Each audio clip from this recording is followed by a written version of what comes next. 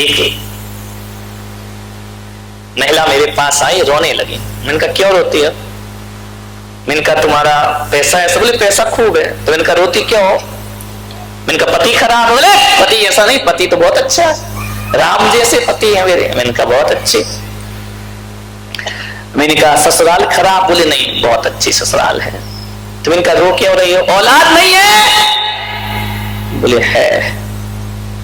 तो मैंने कहा अब क्यों रोती हो? बोले बेटा नहीं। बाहरी 21वीं सदी की सोच, बेटी है लेकिन बेटा नहीं। दो बेटियां हैं महाराज, लेकिन हमारे यहां बेटा नहीं है। इस बात का मुझे दुख है, अफसोस है। मुझे बड़ा दुख हुआ कि एक बेटी पर खुशियां नहीं मनाई तुमने, और जो रो रही है। मैंने कहा इतना याद रख, तू भी तो किसी की बेटी होगी ना। दुख तो इस बात का है कि पुरुष ही नारी का दुश्मन नहीं है। हकीकत में देखा जाए तो नारी ही नारी की दुश्मन है। एक मां बेटी को अभिशाप मानती है और बेटा को वरदान माना करती है। विचार करना है आपको। लड़की ही लड़की की दुश्मन, बेटी ही बेटी की दुश्मन, सास ही बहू की दुश्मन। कौन कर रहा शोषण? पुरुष नहीं। हकीकत में देखा जाए तो नारी ही नारी का शोषण कर रही है। ध्यान रखना। वो लड़का पसंद करती है, लड़की पसंद नहीं करती है। लड़के का जन्म हो जाए तो सहनाई बजती है, मिठाई बजती है।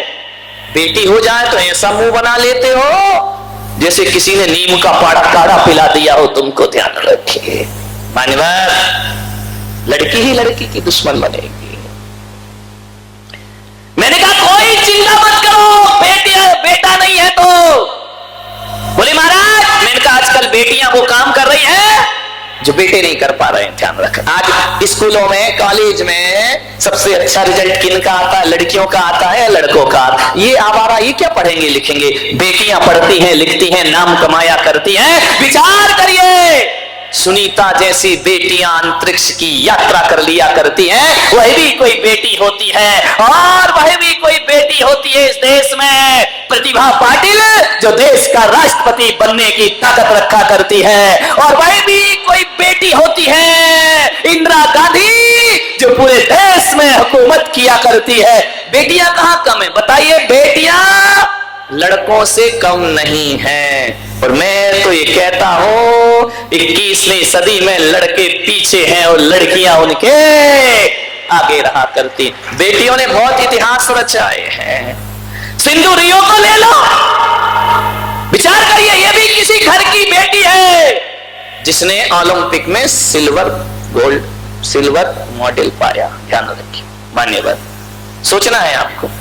साक्षी मलिक को देखो, किस किस के नाम लूं? ध्यान रखिए, बेटियों ने बहुत इतिहास रचे। एक बात याद करना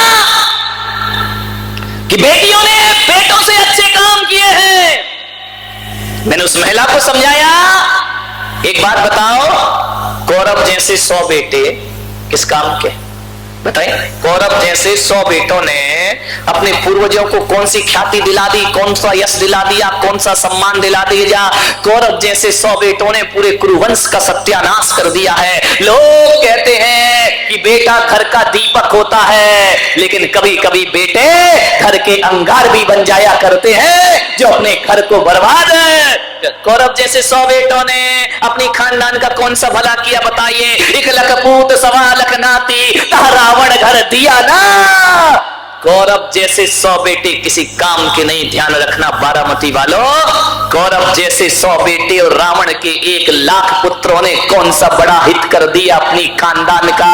एक बात स्मरण में रखना, रावण के लाखों पुत्र किसी काम के नहीं, कौरव जैसे 100 बेटे किसी काम के नहीं। सीता जैसी एक बेटी दोनों कुलों को रोशन।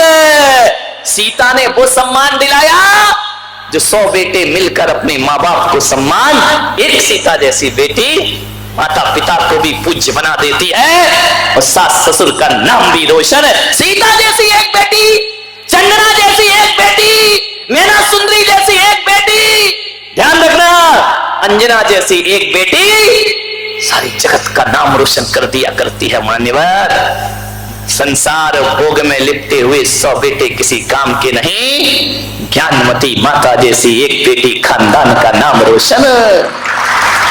हरि का ज्ञानमती, हरि का सुपार्श्वती, हरि का विशुद्धमती, जिन्होंने अपने खानदान का नाम रोशन कर दिया है। बेटियां किसी से कम नहीं। उस महिला ने कहा, महाराज जो आप कह रहे हो बिल्कुल सच है। मैंने कहा मैं तो सच ही बोलता हूं। बोले फिर भी से तो बहुत परेशान हूं, ध्यान रखना। ये किंतु मगर परंतु फिर भी, ये सारी मेरी मेहनत को मिट्टी में मिला देते हैं। बोले आप जो कह रहे हैं बिल्कुल सही है, फिर भी। मैंने कहा फिर भी क्या? बोले वंश के अंश को चलाने के लिए एक बेटा तो चाहिए। यदि बेटा नहीं होगा तो हमारा वंश चलने वाला नहीं है, वंश खत्म हो जाएगा। बारामती वालों, मैं आपसे कहता हूं, कौन कहता है कि बेटों से वंश चला करता है? मैंने कहा ना, रावण के घर में कोई दिया बाती जलाने वाला मौजूद नहीं हुआ। सिकंदर का वंश किसने चला दिया बताइए? मैं आपसे पूछ रहा हूं। वंश चलाने के लिए वंश का अंश लड़का ही हो कोई जरूरी नहीं है मेरे भाई। एक बात मैं आपसे पूछना चाहता हूं, विनोबा की कितनी औलाद थी? उन्होंने तो विवाह ही नहीं किया, विनोबा की कोई औलाद नहीं थी। भगवान महावीर की कितनी औलाद थी? अविवाहित थे भगवान महावीर, उन्होंने विवाह नहीं किया, बाल ब्रह्मचारी। बेचारी सोचिए, आपको सोचना है, बेटे से वंश चलता है। ध्यान रखना, विवेकानंद की कोई औलाद नहीं, विनोबा की कोई औलाद नहीं, भगवान महावीर की कोई औलाद नहीं।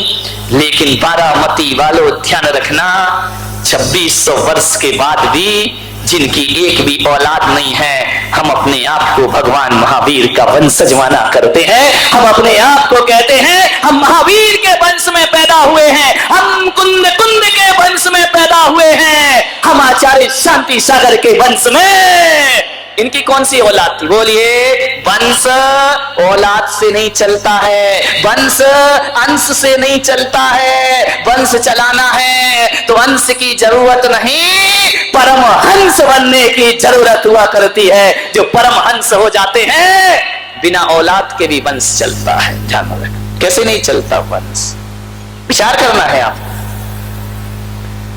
और बेटे से वंश चलेगा कोई जरूरी नहीं है, वंश का सत्यानाश भी कर देगा बेटा। ध्यान रखना, वंश तो आचरण से चलता है, वंश तो स्वभाव से चलता है, वंश तो हमारे आदर्शों से चला करता है। बोलिए, मैं चला जाऊंगा तो मेरा वंश खत्म हो जाएगा।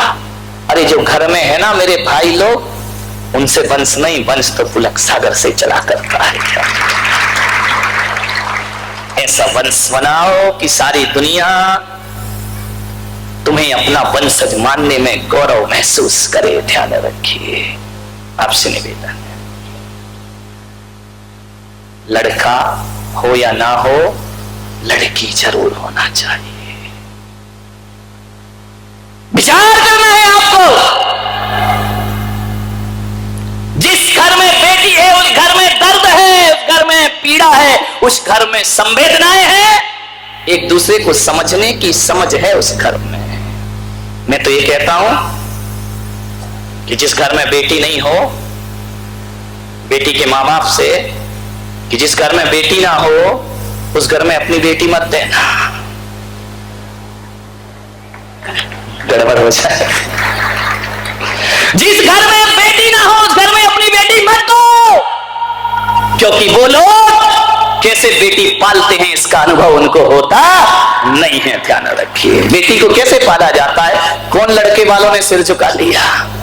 आज लग रहा है यार लड़का एक आध लड़की हो जाती तो अच्छा रहता। ध्यान रखिए, विचार, बड़ी बड़ी योग्यताएं है ना, पढ़ा लिखा हो, आजकल नियम बना दिए मोदी जी ने कि चुनाव लड़ना है तो ये योग्यता वो योग्यता होना चाहिए। मैं मोदी जी तक अपनी बात पहुंचाना चाहता हूं, लेकिन लफड़े में तो मोदी जी आ जाएंगे। करूं क्या कि जिस आदमी के घर में लड़की ना हो उसे चुनाव लड़ने का कोई अधिकार नहीं होना चाहिए। ध्यान रखिए,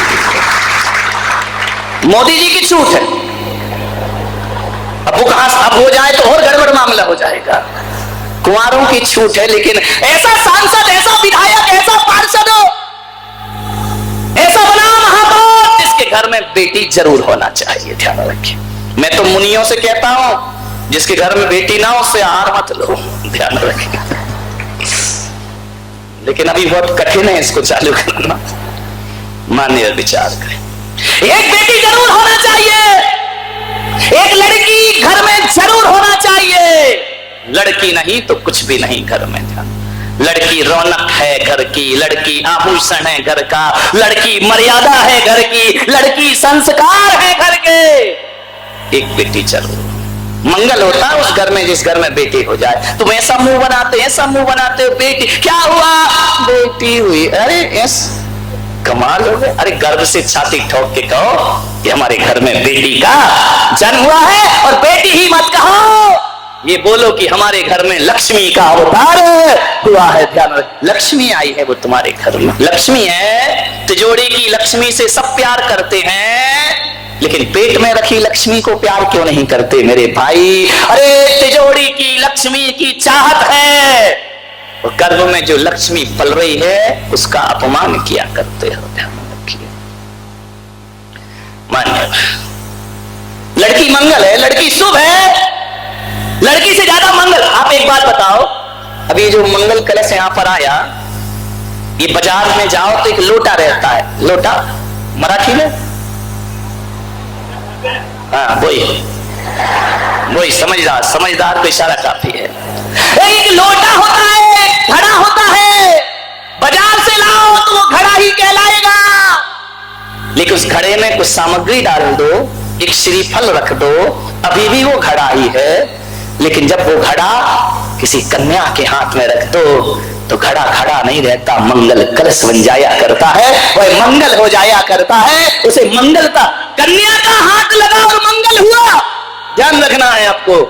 जब तक कन्या का हाथ ना लगे तब तक वह मंगल। अब एक बार जुलूस निकलता है, शोभा यात्रा निकलती है, कथा होती है, पंच कल्याणक होते हैं, मंगल कलश लेकर बोलो ये कन्या चलती है या कन्हैया चलता है?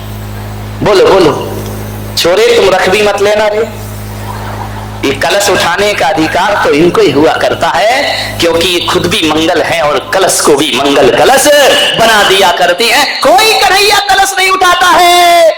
एक बात करो, शादी होती, विवाह होता है, मंगल चौक, पूरा चौक समझते, रंगोली आदमी पूरता है, महिलाएं पूरती हैं, इनसे तो नहीं करवाते। इनसे तो ये बात अलग है, पूरने के बाद पोछा लगवाना हो वो बात अलग है, ध्यान रखिए। हर मांगलिक कार्य कन्या करती है, किसी की दीक्षा होती है, स्टेज पर बिछाया जाता है, मंगल चौक पूरा जाता है, उस पर दीक्षार्थी बैठता है, कन्या से कराया जाता है। और एक बात याद रखना, दशहरा आता है, नवरात्रि आते हैं, कन्हैया भोज कोई नहीं कराता, हर कोई कन्या भोज करा। एक कन्या शुभ है, मंगल है, प्रतीक है, शुभता का प्रतीक है। जिस घर में कन्या है वहां मंगल ही मंगल हुआ करता है, ध्यान रखिए। इस मंगल का अपमान मत करो, मेरा आपसे बड़ी विनम्रता से निवेदन है। एक बात बताओ, यहां से जो मंगल कलश लेकर जाएंगे कहां रखोगे इसको? मंगल कलश घर ले जाओगे, कहां पे रखोगे? ऊंचे स्थान पे रखोगे या जहां जूते चप्पल है वहां रखोगे? कहां रखोगे कलश को? पूजा के स्थान पर रखोगे ना, शुभ होता है ना।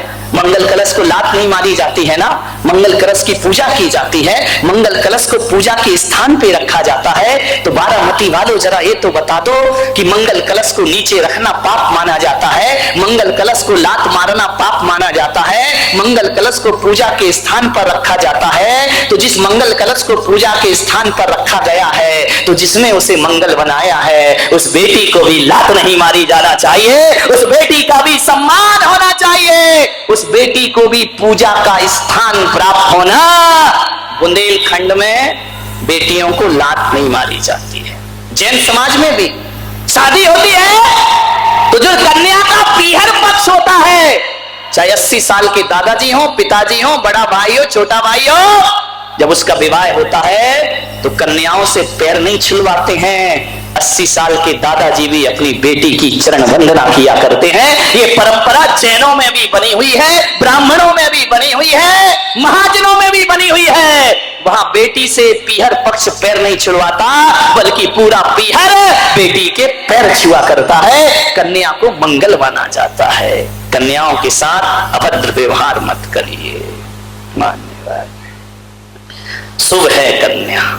आज कन्याओं को लात मारी जा रही है, आज कन्याओं का अपमान हो रहा है, आज कन्याओं के साथ बदसलूकी हो रही है, आज कन्याओं के साथ अत्याचार हो रहा है और उन्हें जन्म लेने से पहले गर्भ में ही मारा जा रहा है। ध्यान रखना, ये मासूम कली को खिलने से पहले मसला जा रहा है।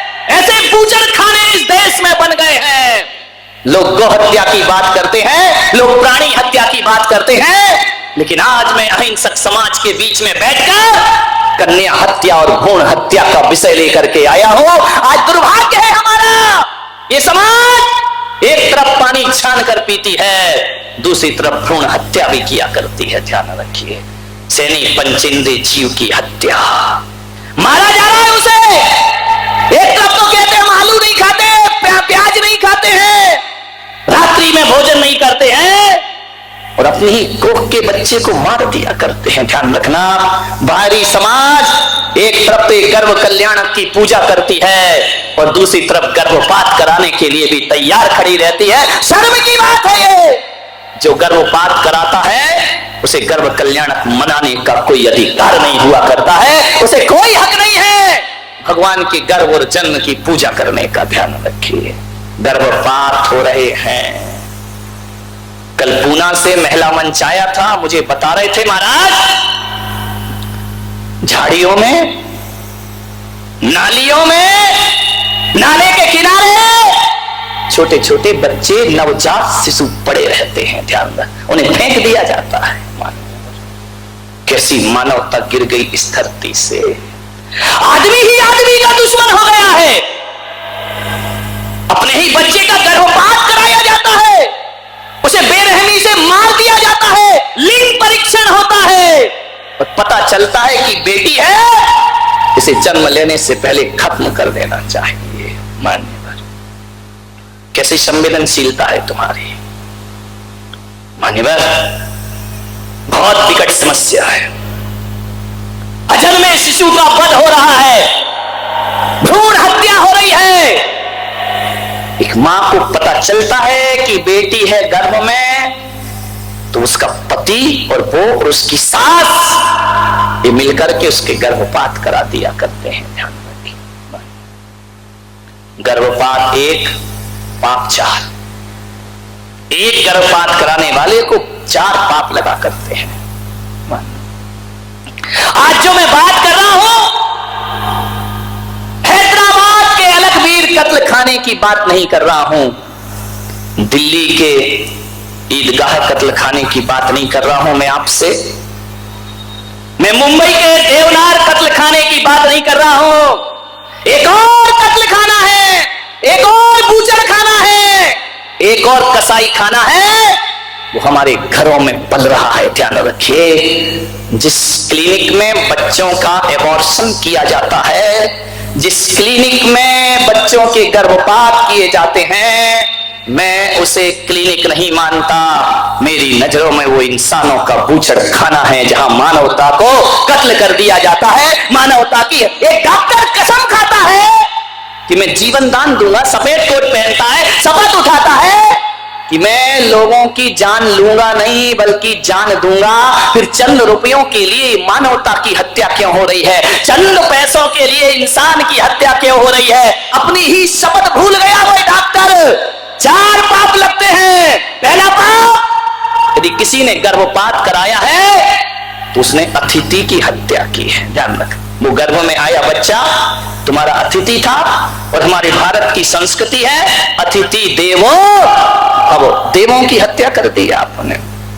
दूसरा पाप, आपने शरणागत की हत्या की है, वो आपकी शरण में आया है। और हम इस देश के लोग हैं, यदि श्री राम की शरण में विभीषण भी आ जाए, दुश्मन का भाई, तो लक्ष्मण कहते हैं कि भैया विभीषण दुश्मन का, शत्रु का भाई है, इससे संभल के मिलना। तो राम कहते हैं नहीं लक्ष्मण, यदि शत्रु का भाई तो छोड़ो, शत्रु भी शरण में आ जाए तो राम उसे गले से लगा लिया करते हैं। राम उसे अपना प्रेम लुटा, दुश्मन भी आ जाए। शरणागत, वो बच्चा तुम्हारी कोख में था, तुम्हारी शरण में आया था, तुमने उसका वध कर दिया, रामायण के खिलाफ काम किया है आपने। तीसरा पाप, तुमने दीनहीन अनाथ की हत्या की है। बेचारे की हत्या गर्भ में होती है, जब किसी बच्चे की जब भ्रूण हत्या की जाती है, वो कानून से अपना न्याय भी नहीं मांग सकता है, वो जीने के लिए गुहार भी नहीं लगा सकता है। वो बच्चा किससे प्रार्थना करे?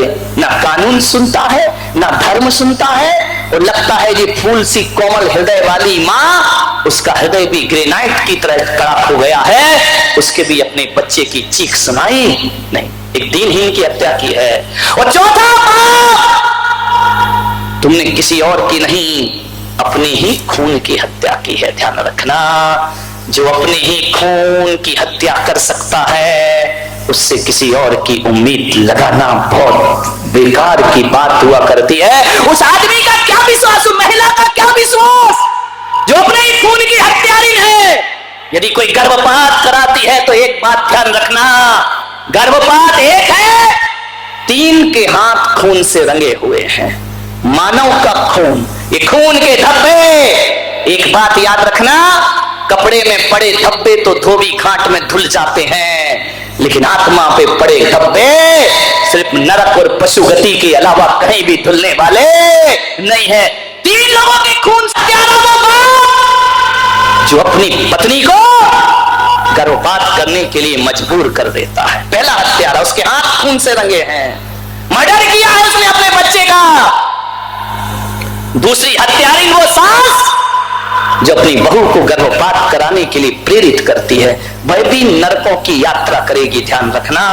और तीसरी हत्यारिन वो मां जो मक्खन की तरह मुलायम, चट्टान की तरह बनकर अपने बच्चे की हत्या कराती है। इन तीनों के हाथ खून से रंगे हुए हैं, ये तीनों ही हत्यारे हैं। मैं तो कानून से कहता हूं कि जन्म लेने के बाद बच्चे को मारो तो जो सजा मिलती है, वो जन्म लेने के पहले मारो तो भी वही सजा होना चाहिए, मनुष्य हत्या की सजा होना चाहिए। कानून को थोड़ा मजबूत बनना पड़ेगा। भ्रूण हत्या एक मानव की हत्या है, ध्यान रखना। सैनिक पंचेंद्रिय जीव की हत्या। अरे हत्यारिन मां, मैं तुमसे कहना चाहता हूं कि मत सोचना कि तुमने बेटी की हत्या कराई है, तुमने आज देश की हत्या की है। हो सकता है वो तुम्हारी बेटी बड़ी होकर के इंदिरा गांधी बन जाती, प्रतिभा पाटिल बन जाती, रानी लक्ष्मीबाई बन जाती। आपने इनकी हत्या की है, एक देश के प्रधानमंत्री की हत्या की है, एक देश के शौर्य की हत्या की है आपने। और इतना ही नहीं, हो सकता है वो तुम्हारी बेटी कोई ज्ञानवती बन जाती, कोई सुपार्श्वती बन जाती। संत हत्या का पाप कमाया है तुमने।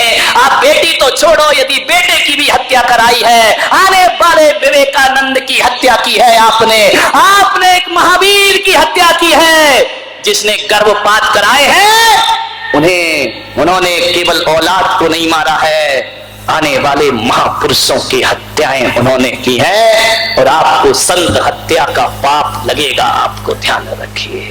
ब्रह्म हत्या का दोष, ब्रह्म हत्या का कोई प्रायश्चित नहीं होता है।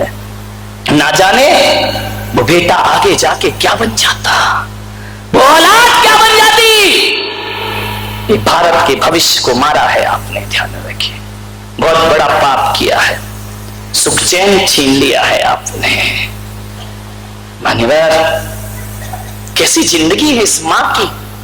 मां के तो बड़े गीत गाए जाते थे, लेकिन ये माता कुमाता कैसे हो गई।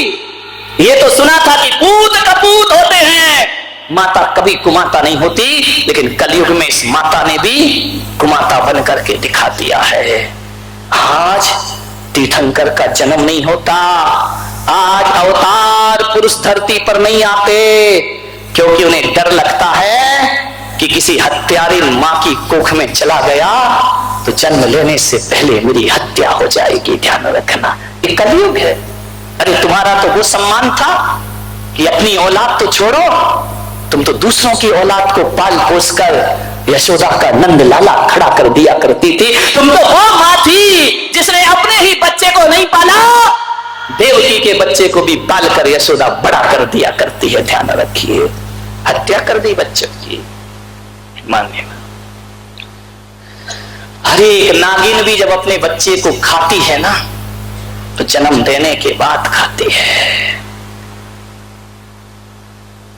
एक कुत्ती भी अपने बच्चे को खाती है तो जन्म के बाद खाती है।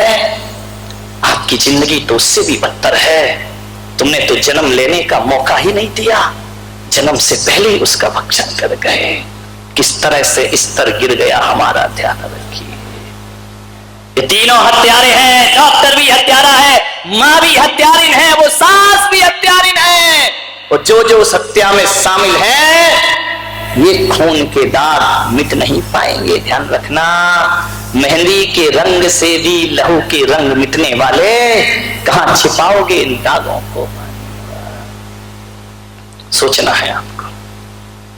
कैसी होती है मां, ऐसी क्रूर माताएं तो इतिहास में कभी मैंने खराब नहीं देखी, लेकिन 21वीं सदी में कैसा इतिहास लिखा जा रहा है। मान्यवर, एक बात स्मरण में रखना,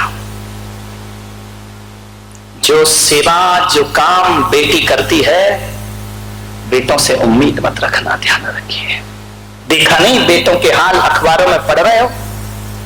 रेमंड्स ग्रुप के मालिक, विचार करिए आप, 12,000 करोड़ संपदा का मालिक विजय पथ, जिसने करोड़ों की दौलत जोड़ी। एक समय उस आदमी का, रेमंड्स ग्रुप का नाम अंबानी ग्रुप से भी बड़ा था। ध्यान रखिए, इतना पैसा उस आदमी के पास, उसने क्या नहीं किया अपने बेटे के लिए? करोड़ों की संपदा जोड़ी, सारे शेयर लड़के के नाम कर दिए। अखबार में आप 3 दिन से पढ़ रहे हैं, आपकी आत्मा नहीं हिलती कि जिसके पास बड़ी से बड़ी कार और गाड़ियां रहती थी, आज इस लड़के ने गाड़ी भी छीन ली, ड्राइवर भी छीन लिया, और जो दुनिया का सबसे करोड़पति आदमी आज मुंबई की सड़कों में ऐसा घूम रहा है कंगालों की भांति, भिखारियों की भांति। किसी और ने नहीं लूटा उसका, अपने ही बेटे ने उसका घर। ऐसी घटना घट गई इस देश में, दर दर को भटक रहा है, किराए के फ्लैट के लिए मोहताज है। ये बेटे का सुख है। विचार करिए आप, जिस बेटे के लिए सब कुछ किया, आज उसने उसे घर से निकाल के बाहर कर दिया, अपनी संपदा से बेदखल कर दिया। आज बाप अदालत में केस दायर कर रहा है अपनी औलाद। किन बेटों के लिए बेटियों को मारती हो? ध्यान रखिए। मान्यवर, आज तक ऐसी लड़की का कोई उदाहरण नहीं होगा। लड़कों के उदाहरण की तो लाइन लगी हुई है मेरे भाई। सोचना, इतना करोड़पति आदमी देखते देखते इतना कंगाल कि आज उसके पास कुछ नहीं है। किसी ने क्या कर लिया उसका? कुछ नहीं। मुंबई की सड़कों पे पैदल घूम रहा है वो आदमी जिसके लिए कभी कालीन बिछाए जाते थे, जिसके लिए नौकर चाकर हाथ जोड़ करके खड़े रहते थे, आज खुद के ही बेटे ने देखते ही इतना पतन आदमी की कितने लाड। आज उस बाप ने अपनी औलाद को पैसा तो दिया, लेकिन संस्कार नहीं दे पाया। कंस जैसी औलाद पैदा हो गई। ध्यान रखिए, रावण जैसी औलाद पैदा हो गई। किस बेटे के लिए आप सब कुछ करते हैं? बेटियों को दोयम दर्जा दिया करते हैं। मान्यवर, विचार करना है आपको। एक घटना और अभी मुंबई में घटी है। 1.5 साल बाद अमेरिका से बेटा लौटा। मुंबई में 1.5 साल बाद उस मां ने पढ़ा लिखा के योग्य बना के उसको अमेरिका भेजा। 1.5 साल बाद पिता की भी मौत हो चुकी थी 4 साल पहले। मां ने फोन किया, बेटा अब अकेले ये घर मुझे खाने को दौड़ता है, अब मैं अकेली नहीं रह सकती इस बंबई में, या तो तू वापिस आ जा या मुझे अपने साथ अमेरिका ले चल। बेटे ने सुना फोन, यहां वहां की बातें करी, फोन रख दिया। अंतिम फोन था उस मां का, ध्यान रखिए, अंतिम फोन। कोई दोबारा फोन नहीं। तो उस बेटे को मन में इतना नहीं आया कि आज मां से बात हुई, 1.5 साल हो गए, न मां का दोबारा कभी फोन आया, न मैंने फोन किया। 1.5 साल बाद क्या होता है? उसके फ्लैट का दरवाजा बंद है, अंदर वो मां नहीं है। 1.5 साल में उसका कंकाल पड़ा हुआ है, अकेली मर गई, दम घुट गया उसका। बाहरी मानवता, इस देश की कैसी संवेदनाएं। मुंबई जैसी नगरी में फ्लैट में रहने वाली वो महिला, 1.5 साल में पड़ोसियों को भी अकल नहीं आई कि वो महिला गई कहां अचानक। वाह रे मुंबई, ऐसे शहरों से तो अपने गांव बहुत अच्छे होते हैं मेरे भाई। ऐसी दौलत से तो अपने गांव की गरीबी बहुत अच्छी होती है, अपने झोपड़े बहुत अच्छे होते हैं कि कहीं किसी बीमार पड़ जाए तो पूरा मोहल्ला इकट्ठा हो जाया करता है। किसी ने उसकी जानने की कोशिश नहीं की। क्या सोसाइटी के लोगों को यह पता नहीं था कि जिस फ्लैट में वो रहती थी दिन में 2-4 बार तो दिखती होगी ना, 1.5 साल में अचानक अदृश्य कैसे हो गई? क्या उस मुंबई में उसके कोई परिचित नहीं थे, कोई रिश्तेदार नहीं थे? क्या लड़के को इतनी अकल नहीं आई कि 1.5 साल से मां का फोन नहीं आया तो अपने दोस्त को फोन करके तो पूछूं कि देख मां कैसी है? क्या मुंबई में रिश्तेदारों को सूचना नहीं दे सकता था? अरे रिश्तेदारों ने भी फोन नहीं किया मेरे भाई। लड़के ने फोन नहीं किया, लेकिन उसे इतना तो सोचना था कि फोन भी नहीं आया। अकेलापन उस मां को खा गया। जब लौट करके आया, दरवाजे खटखटाए फ्लैट के, अंदर से चटकनी बंद है। पड़ोसियों ने खबर नहीं। बाहरी इंसान, क्या जिंदगी है, कैसा जीवन जिया है आदमी इस स्वतंत्र भारत में। हर एक समय वह था कि मोहल्ले में गाय भी मर जाती थी तो हमारे घरों में चूल्हे नहीं जला करते थे कि आज गाय की मौत हो गई है। एक मानवता, वह मर गई वहां पर, दरवाजा तोड़ा, अंदर गया। क्या देखता है? पलंग के नीचे पूरा ढांचा पड़ा है, मांस गल गया, शरीर गल गया, एक मांस का ढांचा पड़ा है। मान्यवर, क्यों हुई उसकी ऐसी मौत? क्या उसने सुसाइड कर लिया? क्या वो अकेलापन उसे खा गया? अंदर से चटक। मुझे तो हैरान हूं वो खबर पढ़ने के बाद पेपर में कि फ्लैट वालों को भी फुर्सत नहीं कि क्या हो रहा है बाजू में। ऐसा बेटा, ऐसी औलाद, ये घटनाएं इस देश के चिंतन को झकझोर रही हैं। ध्यान रखिए, अंतस से हिला देती हैं ये घटनाएं। एक घटना और पड़ी अखबार में, बक्सर जिले में एक कलेक्टर ने आत्महत्या कर ली। कलेक्टर पढ़ा लिखा, अरे मूर्ख लोग करें, अज्ञानी लोग करें तो बात समझ में आती है। एक पढ़ा लिखा कलेक्टर रेल की पटरी के नीचे जिंदगी को खत्म कर लेता है। आखिर क्या हो गया इन सबके जीवन को? मान्यवर, कोई ना कोई तो कारण रहे होंगे। ये हालात हमारे देश के, किस पर भरोसा करोगे? अपनी ही औलाद पे भरोसा नहीं होता, अपनी ही औलाद पे विश्वास नहीं हुआ करता है। बताइए, बेटी बेटी होती है मेरे भाई। आज एक मां 1.5 साल फोन ना करे तो बेटी का दिल रो पड़ेगा कि मेरे पता तो करो मेरी मां है कहां। ध्यान रखिए, विचार करना है आपको। एक बेटी जो अमेरिका में पढ़ रही थी, जॉब कर रही थी, मेरी भक्त है, उसकी पढ़ाई लिखाई अमेरिका में हुई, वह बहुत बड़ा पैकेज कमा रही थी, 10 से 12 लाख रुपए का। मां का फोन गया, बेटी पापा की तबीयत बहुत खराब है, मैं यहां पर शहर में हूं, तू वापिस आ जा, पापा को देखना है। तो बेटी ने तुरंत व्यवस्था की, बोली मम्मी चिंता मत करो, मैं आती हूं देखने के लिए। वह बेटी आई और आकर के देखा, बदकिस्मती से उसे अपने पापा का मुंह देखने भी नहीं मिला, आने में लेट हो गई। बहुत दुखी हुई, बहुत रोई कि जिस पापा ने मेरे लिए इतनी व्यवस्था की, इतनी मेहनत की, अपने आप को धूप में तपाया, अपने अरमानों का गला घोंटा, मुझे पढ़ाया लिखाया, आज मैं उन्हें नहीं देख पाई। अकेली लड़की थी, इकलौती बेटी थी, बेटा नहीं था उसके पास। वह अमेरिका से लौट आई, 13वीं हुई, मां ने कहा बेटा अब तू जा, तेरी सर्विस से तेरी नौकरी है। बेटी ने कहा कहां जाऊं? बोले अमेरिका जा, तेरा भविष्य, तेरा कैरियर है। बोले नहीं मां, अब मैं अमेरिका नहीं जाऊंगी। भले वहां 10 लाख रुपए मिलते हो तो मेरे किसी काम के नहीं।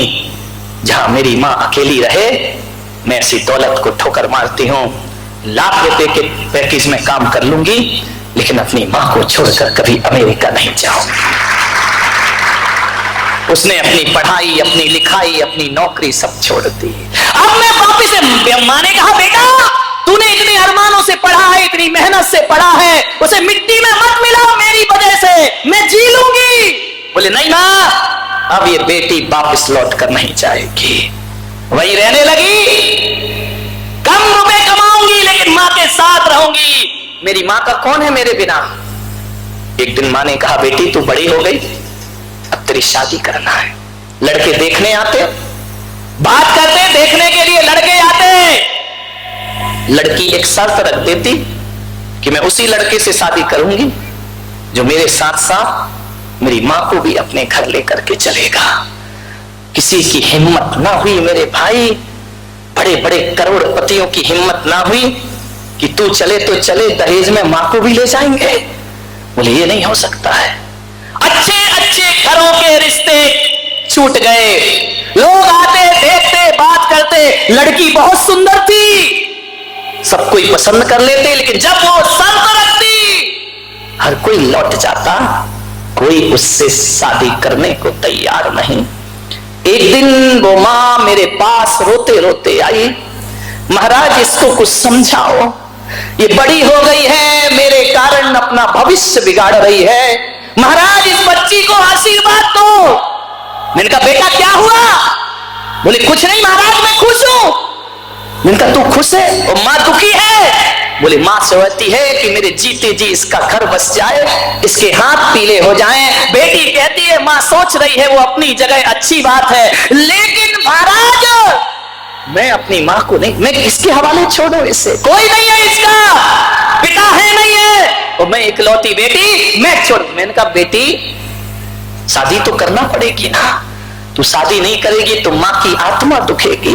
बोले मैं करूंगी शादी, लेकिन ऐसे लड़के से करूंगी जो मेरी मां को अपने साथ रखे।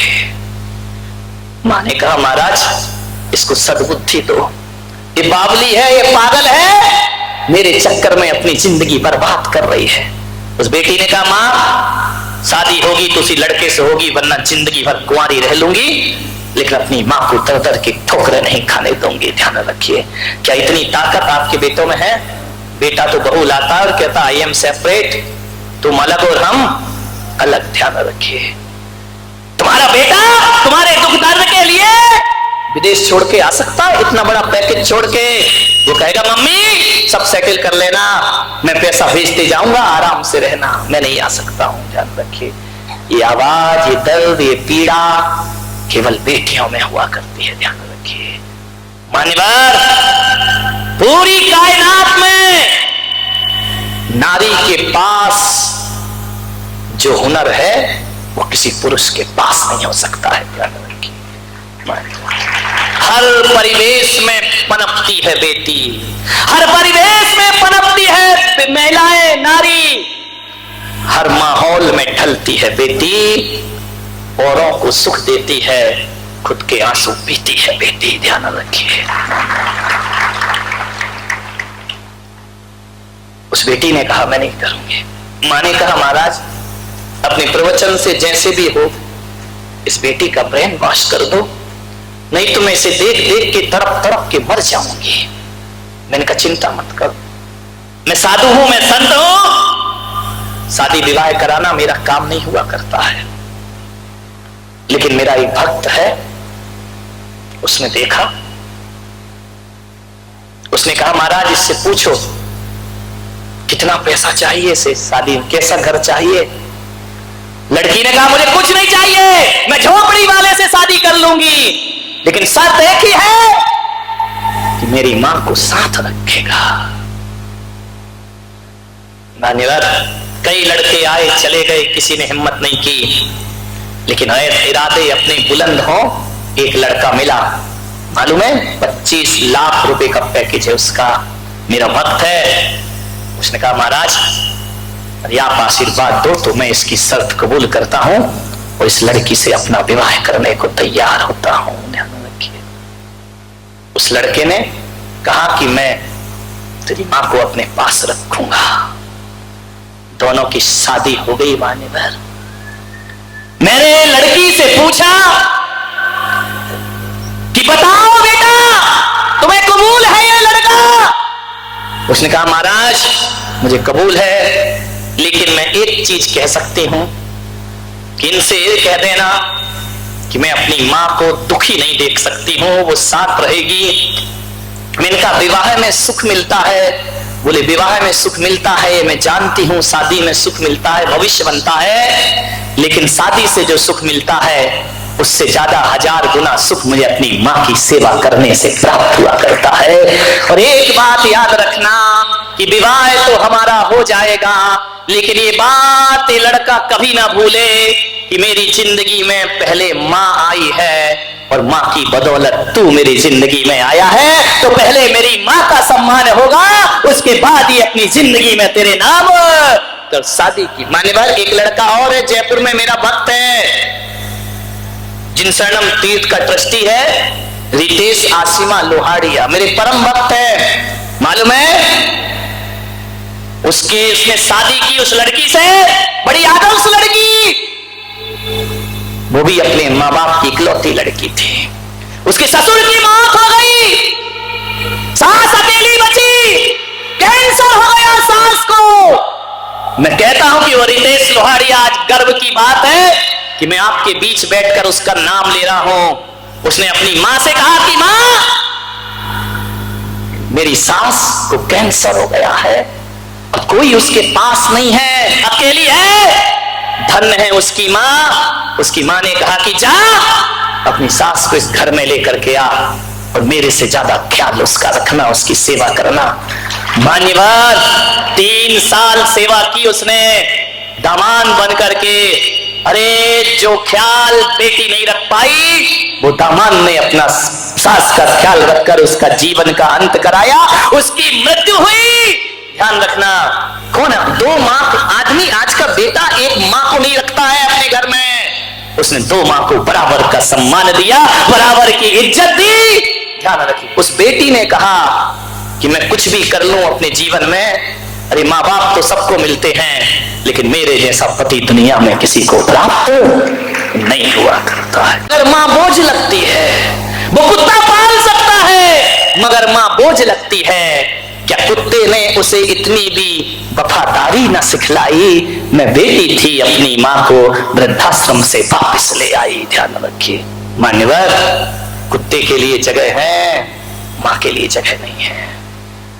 एक बेटी ने मेरा प्रवचन सुना, रोज आती थी मेरे प्रवचन में, डेली आती थी, जैन परिवार की। न जाने उसके जीवन में मेरे प्रवचन से क्या प्रभाव पड़ा।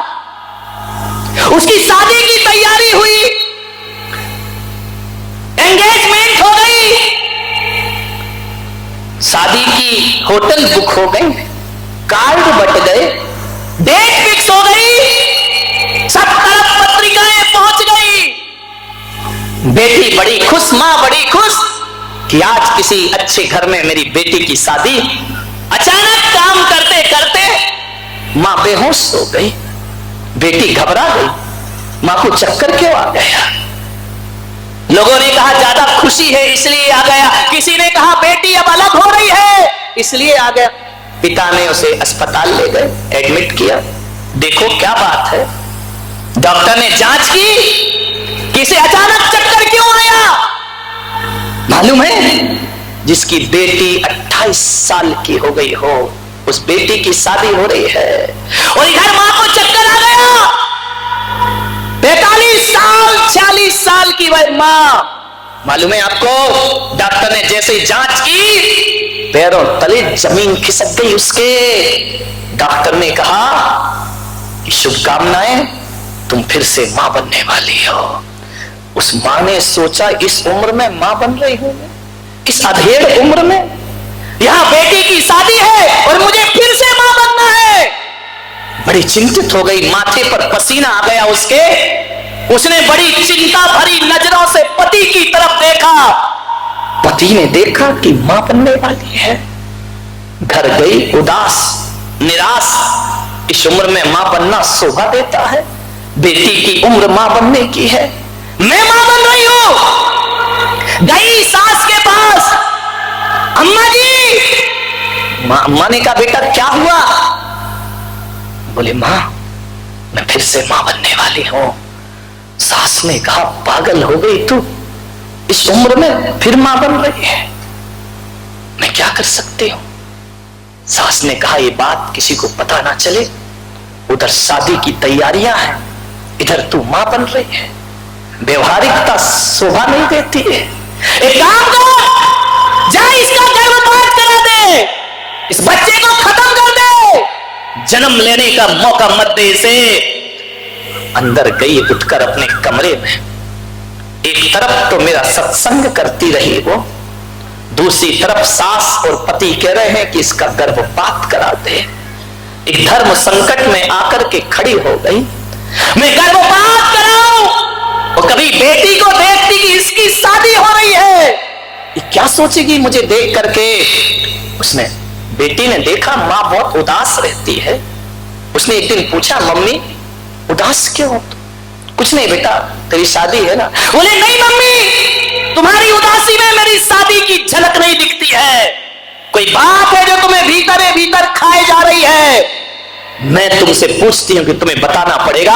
मां ने कहा बेटा कोई बात नहीं है, तू फ्री रहे। बेटी ने मां का हाथ अपने सिर पर रखा, कसम खा के बताओ कि कोई बात नहीं है। मां बेटी की झूठी कसम कैसे खा जाए, अकेले कमरे में ले गई और बोली बेटा मैं फिर से मां बनने वाली हूं, फिर से मां। तो इसमें परेशान क्यों है?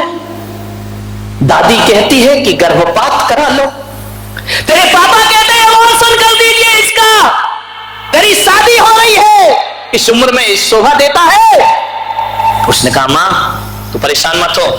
उसने मोबाइल उठाया, लड़के को फोन लगाया, मां ने कहा तू कर क्या रही है? बोले शांत रहो, मैं जो कुछ कर रही हूं मुझे करने दीजिए, मुझे आज मत रोको मां, चाहे कुछ भी हो जाए। उसे लड़के को फोन लगाया कि सुनो ये शादी कैंसिल, अब शादी नहीं होगी मेरी तेरी, शादी विवाह कैंसिल। लड़के ने कहा तुझे हुआ क्या है? ऐसी कौन सी क्या बात? बोले कुछ भी हो अब ये विवाह नहीं होगा। मां ने मोबाइल छीना कि पागल जिंदगी बर्बाद मत कर अपनी, क्यों शादी नहीं करेगी तू? बोले मैं ये शादी नहीं करूंगी मां, ध्यान रखना आपको यही टेंशन है ना कि मेरी शादी के कारण तुम्हारे बच्चे का गर्भपात होगा। नहीं मां शादी कैंसिल होगी, अब शादी किसी कीमत पे नहीं होगी जब तक इस घर में दूसरी संतान का जन्म नहीं हो जाता है, कि बेटी विवाह करने को तैयार नहीं होगी। इतना ध्यान रखना मां, मैंने संत के प्रवचन सुने हैं, हम जैन हैं, हम दूध पीते हैं, किसी का खून नहीं पिया करते हैं, किसी की हत्या नहीं किया करते हैं, हम अहिंसा परमो धर्म वाले हैं, हम जियो और जीने दो वाले हैं, हम किसी की हत्या, अपने घर में हत्या, और ये हत्या मां यदि तूने करा ली तो मैं ससुराल में चैन से न जी पाऊंगी। जैन है मां, अपन आलू प्याज नहीं खाते, मां अपन बाजार में नहीं खाते, मां अपन पानी छान कर पीते। मां ने उठाया और उस बेटी को गले से लगा लिया छाती से कि मेरी बच्ची आज हजारों पुत्र भी हो जाएं तो ये संस्कार नहीं मिलते जो मेरी एक बेटी में संस्कार, अहिंसा और करुणा के संस्कार है, प्रेम के संस्कार है। लेकिन बेटी तू शादी करेगी? बोले नहीं शादी नहीं होगी। लड़का आया गाड़ी में बैठकर, उसने कहा ऐसा क्या हो गया तुझे जो तू शादी कैंसिल कर रही है? उसने कहा तुम बर्दाश्त नहीं कर पाओगे, यदि तुम्हें मुझसे शादी करना है तो तुम्हें साल भर इंतजार करना पड़ेगा मेरा। साल भर इंतजार? ऐसा क्या हो गया है? बोले यदि मेरी शादी हो गई इस जैन कुल में कलंक लगने वाला है, मेरे घर में जो दूसरी संतान आ रही है उसकी हत्या हो जाएगी।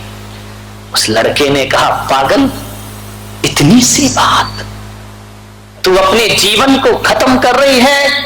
बोले मेरा जीवन उजड़ जाए लेकिन मेरी माँ की कोख में पल रहे बच्चे का जीवन नहीं उजड़ना चाहिए। मैं जैन हूं, मैंने जिन शासन में जन्म लिया है। उस लड़के ने कहा तो फिर तू भी सुन ले, ये शादी कैंसिल हो रही है, लेकिन याद रखना तू 1 साल कह रही है, मैं 2 साल तेरा इंतजार करूंगा। मुझे बेटी ऐसी चाहिए, ऐसी पत्नी चाहिए जिसके हृदय में करुणा हो, दया हो, प्रेम हुआ करता है। दौलत नहीं चाहिए। ये दुनिया की बातों में मत जाओ कि लोग क्या कहेंगे। लोग कुछ भी कहें, तेरी मां का गर्भपात कभी नहीं होगा। उसे जन्म देने का अवसर दीजिए। ऐसा आदर्श लड़का जिसने 2 साल उस लड़की का इंतजार किया, 2 साल बाद उनकी शादी हुआ करती है। ध्यान रखिए, इतना बड़ा बलिदान कौन देता है इस जहान में। ध्यान रखिए, एक बेटी के अलावा कोई नहीं कर सकता ये कुर्बानियां। एक बात ध्यान रखना, ससुराल में हजारों सुख मिल जाएं तो भी माँ बाप के लिए आंसू बहाती हैं बेटियां। ध्यान रखिए, बेटे तो घर में रह के ख्याल नहीं रखते, दूर रहकर भी बेटी बहुत पास हुआ करती है। हमारे मान्यवर बेटों का क्या भरोसा। एक बेटा को मां ने पढ़ लिख के डॉक्टर बनाया, गहने बेचे, आभूषण बेचे, मकान बेच दिया, विधवा मां थी और एक ही ख्वाब लेके चल रही थी कि मेरा बेटा डॉक्टर बने, क्योंकि उसका पति भयंकर बीमारी से तड़प के मरा था। उसने संकल्प लिया था कि मेरा बेटा डॉक्टर बने ताकि कोई और महिला यहां पर विधवा इस तरह से ना हो सके। पढ़ाया लिखाया, सब बेच दिया उसने, झाड़ू पोछा करने लगी, मेहनत मजदूरी करने लगी। बेटा तू पढ़, भेज दिया उसको बंबई पढ़ने के लिए। गांव में रहती थी, झोपड़ी में बर्तन मांजती, कपड़े सिलती, पोछा लगाती, बच्चे को पैसा भेजती। बच्चा पैसा लेकर बहुत बड़ा डॉक्टर बन गया। इतना बड़ा डॉक्टर कि बड़ा नाम हो गया उसका शहर में। मालूम है, एक दिन बूढ़ी मां गांव में बीमार पड़ गई। गांव के लोगों ने कहा इतनी बीमार है तो तू अपने बच्चे का इलाज नहीं करा सकती जाके, तेरा बच्चा तो डॉक्टर है, बहुत बड़ा डॉक्टर है, जा तू चली जा। उसने कहा मैं चली तो जाऊं, लेकिन मेरे पास बंबई जाने का पैसा नहीं है। गांव के पंचों ने कहा हम तेरी टिकट बनवा देते। सोचिए, जिसका बेटा इतना बड़ा डॉक्टर हो, उस मां के पास पैसे नहीं है। बोले पैसा भी दे दिया तुमने, लेकिन एक बात तो बताओ, इतने बड़े शहर में मैं उसे ढूंढूंगी कहां? मेरे पास तो उसका एड्रेस भी नहीं। देखिए, ये बेटे होते हैं जिनके लिए सब कुछ नीलाम कर दिया, बर्बाद कर दिया। उस बेटे का एड्रेस नहीं है उसके पास। लोगों ने कहा तू चिंता मत कर, बहुत नाम है उसका, किसी भी टैक्सी वाले को बोल देना, वो छोड़ देगा उसके पास। भेज दिया गांव के लोगों ने, चली गई शहर में, टैक्सी में बैठ कर गई। टैक्सी वाले से पूछा अमुक डॉक्टर को जानते हो? अरे कौन नहीं जानता उसे, बहुत बड़ा डॉक्टर है। छाती फूल गई, मेरी मेहनत कामयाब हुई, मेरा बेटा इतना बड़ा डॉक्टर है। पहुंची डॉक्टर के बंगले में, क्या देखती इतनी बड़ी कोठी। उसने कहा ये मेरा बेटा ही है या कोई और है? उसने कहा जो नाम जिसका ले रही हो ये घर उसी डॉक्टर का है। गई, बेल डोर बजाई, डोर बेल बजाई उसने, दरवाजा खुला, बेटा निकला। उसने कहा मां तू यहां कैसे? बोले बेटा ये घर किसका है? बोले मेरा है मां, तू कहती थी ना कि बहुत बड़ा डॉक्टर बनना, देख आज मैं कितना बड़ा डॉक्टर बन गया, लाखों रुपए कमाता हूं मैं, मेरा अपना क्लिनिक है। मां ने कहा तो इतना बड़ा डॉक्टर और मुझे पता भी नहीं। अरे माँ मेरे पास इतना टाइम कहाँ है, ये शहर की नौकरी है, शहर का डॉक्टर हो। कोई बात नहीं माँ, देखना, देख मैंने कितना बड़ा मकान बनाया। माँ की आंखें फटी की फटी रह गई। इतना बड़ा आलीशान मकान, भीतर से एक औरत निकली। उसने कहा ये कौन है? माँ देख कॉलेज में पढ़ती थी, जल्दी जल्दी में सब हो गया। बोले तूने शादी भी कर ली? बोले अम्मा देख बम्बई की लाइफ है, यहाँ तो सब हो जाता है, माँ ने कहा कोई बात नहीं बेटा, मेरा आशीर्वाद है, तू सुखी रह। इतने दर्द सहने के बाद भी माँ के मुंह से दुआ निकला करती है, ध्यान रखना। माँ ने कहा बेटा तू खुश है ना? बोले खुश हो। माँ तू कैसे आई?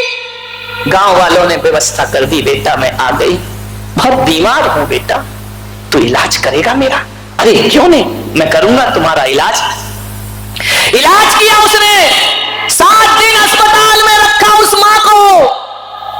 पत्नी ने कहा, वो भी डॉक्टर थी, उसने कहा देखो अब इलाज हो गया, एक ठीक हो गई, अब इसको गांव वापस भेज दो। क्या करता? मां से कहा मां अब तो ठीक है? बोले बेटा मैं ठीक हूं। कैसा महसूस कर रही है? बहुत अच्छा महसूस बेटा, मैं तो उसी दिन ठीक हो गई जिस दिन तुझे डॉक्टर बना हुआ मैंने देख। बहुत तरक्की की तूने मेरे बच्चे, मैं बहुत खुश हूं। मेरी वो मेहनत मजदूरी तूने सार्थक कर दी मेरे बेटे। आज मेरा छाती गर्व से फूल रही है, सिर उठ रहा है। बच्चे ने कहा मां अभी काम कर, तू ठीक हो गई, अब तू गांव वापस चली जा। मां के कान में शब्द पड़े, वो तो सोचती थी कि बुढ़ापे का सहारा है, वो तो सोचती थी कि इतनी बड़ी कोठी में एक कमरा तो मेरे लिए होगा ना। मां तू गांव चली जा, देखना तेरी बहू भी डॉक्टर, मैं भी डॉक्टर, मुंबई की लाइफ। हमारे पास इतना समय नहीं, हम कहां से इतना टाइम देंगे तुझे। मां के कानों में शब्द पड़ रहे हैं, ऐसा लग रहा है कि कोई खोलता हुआ शीशा उसके कानों में डाल रहा है। मेरे पास टाइम नहीं, तेरे पास। कोई बात नहीं, छाती पक्की की, मैं चली जाऊंगी बेटा। जिंदगी कितनी बची है मेरी, थोड़ी सी तो है, इतनी गुजर गई और गुजर जाएगी। मां जाने लगी, बेटे ने कहा ठहर मां ठहर। मां को लगा कि ये ममता उमड़ आई होगी, सफेद कोट के जेब में हाथ डाला, हाथ डालकर एक कागज निकाला और कहा मां ये 7 दिन तू यहां एडमिट रही, ये उसकी फीस तुझे चुका के जाना है, ये किराया तुझे देना है, डॉक्टर की फीस इतनी है, दवाइयों का पैसा इतना है, तुझे फल फ्रूट मिले उसका पैसा इतना, और अस्पताल का किराया ये है। मां देखती है अपने हाथ में कागज लेकर, एक हाथ में कागज देखती है और एक हाथ में वो बेटे को देखती है। एक हाथ में कागज का टुकड़ा है और सामने दिल का टुकड़ा है। कभी कागज को देखती है, कभी बच्चे को देखती है। शब्दमान हो गए उसके, छाती फटी जा रही उसकी। गांव वालों, क्या ये दिन देखने के लिए तुमने मुझे यहां पर भेजा था? वही कागज देखती है और बच्चे को देखती है। शब्द रुंध गए, कुछ बोल ना पाई। थोड़ी देर को सांस रुक गई। बेटा नजरें झुकाए खड़ा है, मां से दवाइयों का बिल मांग रहा है। ऐसी नपुंसक और कायर औलाद इस भारत में पैदा हो गई जो अपने माँ बाप से दवाइयों का बिल मांगा करते हैं, माँ बाप से पैसा मांगा करते हैं। शर्म आना चाहिए ऐसी औलाद को। ऐसे नपुंसक लोग जो माँ से दवाइयों का पैसा मांगते हैं, ध्यान रखिए। जो माँ से कहते हैं ये मकान मेरे नाम कर, न तुमने कमाया न तुमने बनाया। उस माँ ने देखा, वह माँ ने देख करके हैरान हो गई। उसे लगा कि धरती फट जाए तो मैं इसमें समाहित हो जाऊं। ये दिन देखना थे। अरे इन पैसे के दिनों से तो वो गरीबी के दिन बहुत अच्छे थे। कम से कम तू माँ कह के तो बुलाता था। उसने कहा माँ दवाइयों का बिल चुका के जाना। जिसके पास आने का किराया नहीं, लेकिन उस मेरे भारत की बूढ़ी माँ ने हिम्मत नहीं हारी। उसने कहा बेटा यदि मैं मजदूरी करके तुझे डॉक्टर बना सकती हूँ तो मैं तेरी दवाई का बिल भी चुका सकती हूँ। मैं भी स्वाभिमान की जिंदगी जीती हूँ।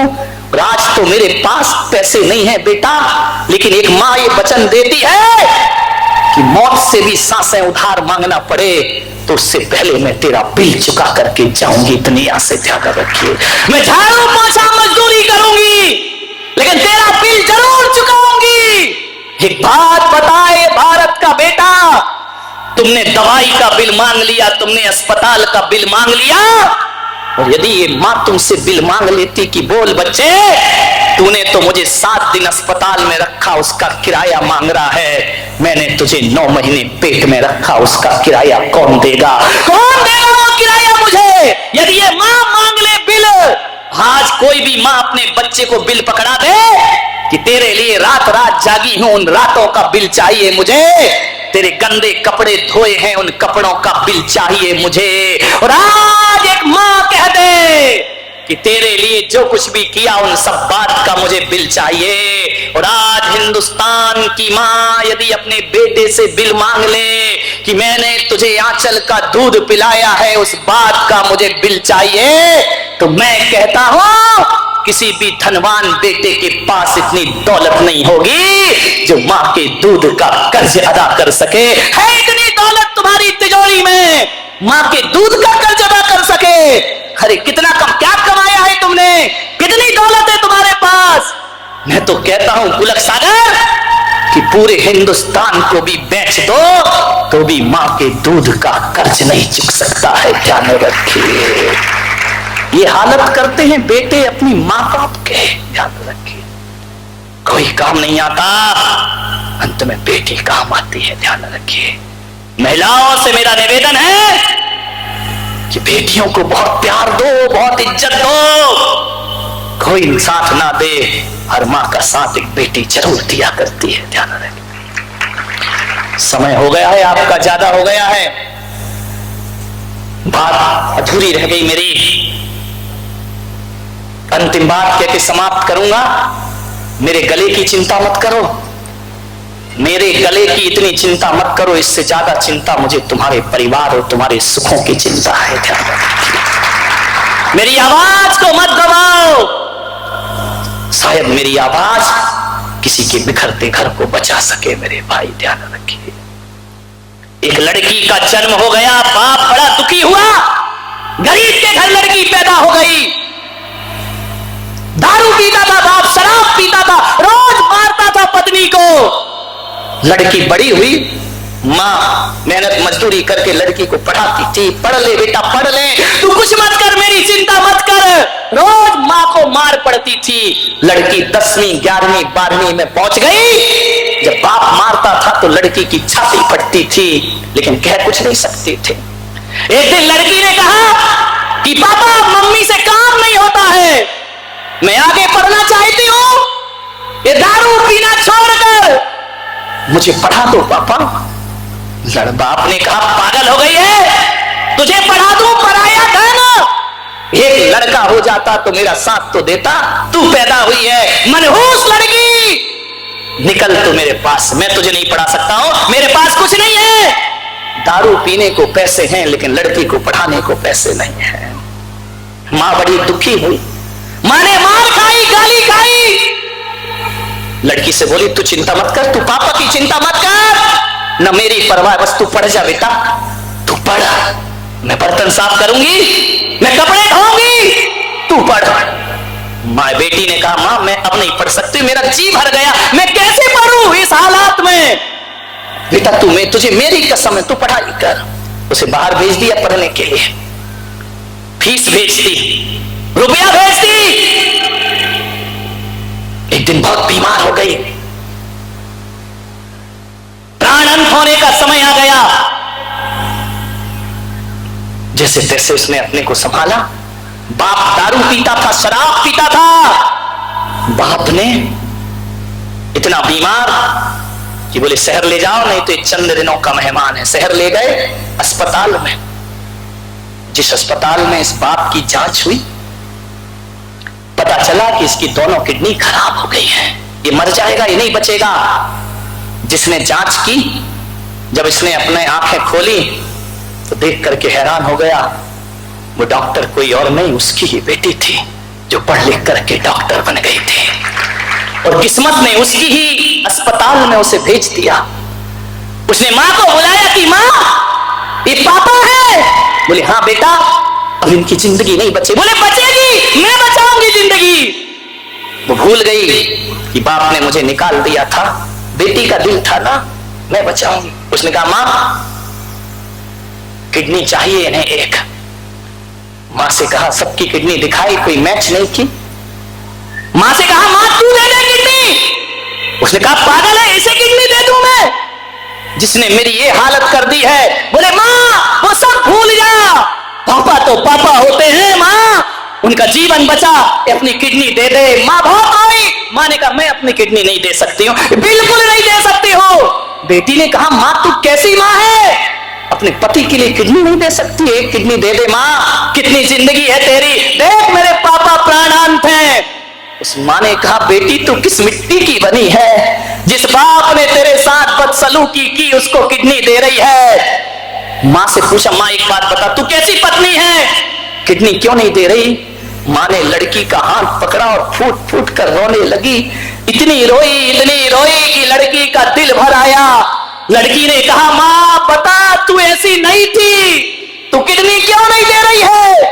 उसने कहा बेटा जो आज तू डॉक्टर बनी है ना, मैंने अपनी एक किडनी बाजार में बेच दी है और बेच करके मैंने तुझे डॉक्टर बनाया है। अब मेरे पास है कहां जो मैं दे सकूं।